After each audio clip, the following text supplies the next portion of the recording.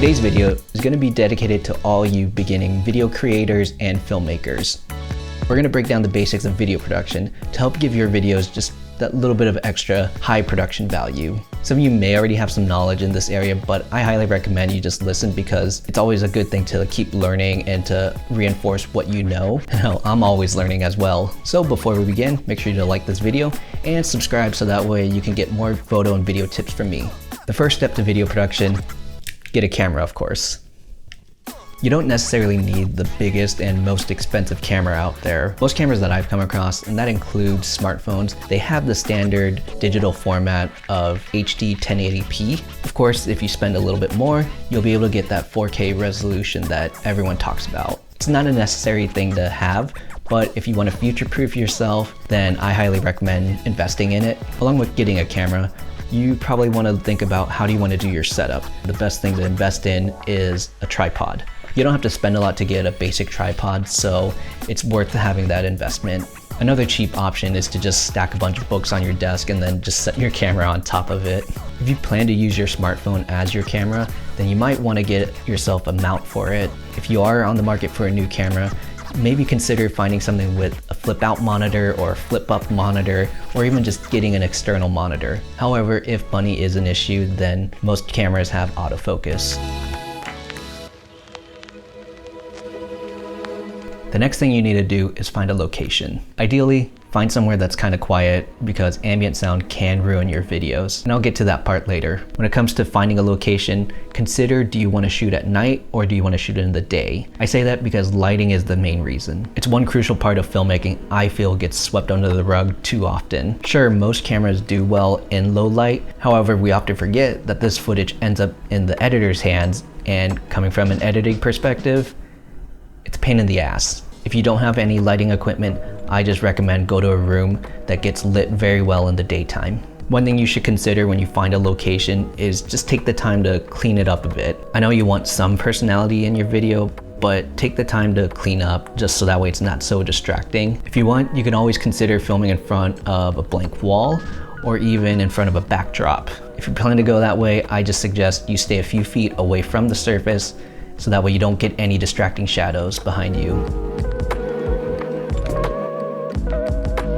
Step 3, you want to have good sound. By all means, good sound is important. In film school, I was always lectured that sound is 50% of the film. Your images can look great, but if your sound is bad, it'll kill your video. And this is why I suggest you go to a location that's relatively quiet.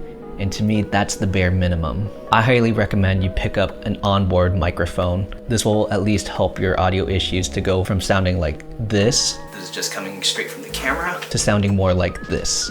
This is the audio test with microphone in. If you want to go an extra step further, I recommend picking up an audio recorder or even some lapel microphones. Personally, I use the audio recorder as an external audio source where I plug in my microphone to it and I use that just in case the other audio from my camera just doesn't sound good.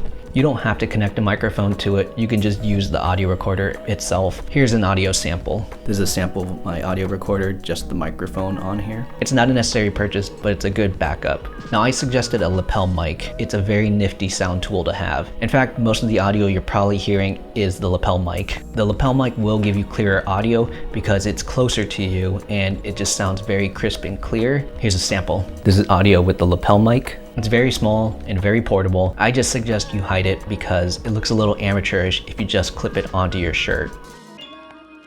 The next step, lighting.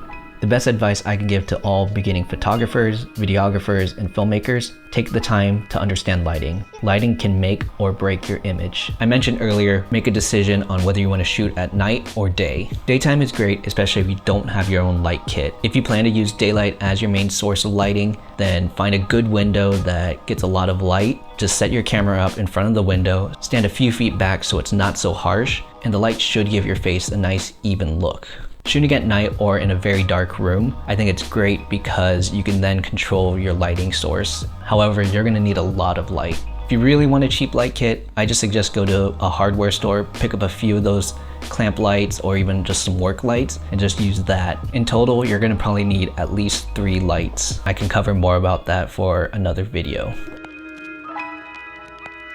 Now that everything is set up, the next thing to do is to set up and finalize your camera. First thing you want to do, make sure your batteries are charged and that you format it and have enough space on your cards. The last thing you want to happen is mid-recording, everything dies on you. Next, you want to set your camera settings to your lighting settings. And what I mean is making sure you check your ISO, your aperture, and your exposure. The standard frame rate that's set by Hollywood or here in the US is 23.976, or in these days it's rounded up to 24 frames. This is the frame rate that we're used to seeing in the movie theaters. I suggest when you're filming videos, film at this frame rate. The next best option is 30 frames. Whatever your frame rate is, you want to make sure that your shutter speed is double that number. This is concepts that I feel like I will explain in future videos, so I'm not going to dive too far into it. So when you're finally ready to set your camera up, make sure your shutter speed is double your frame rate, and then you can control your exposure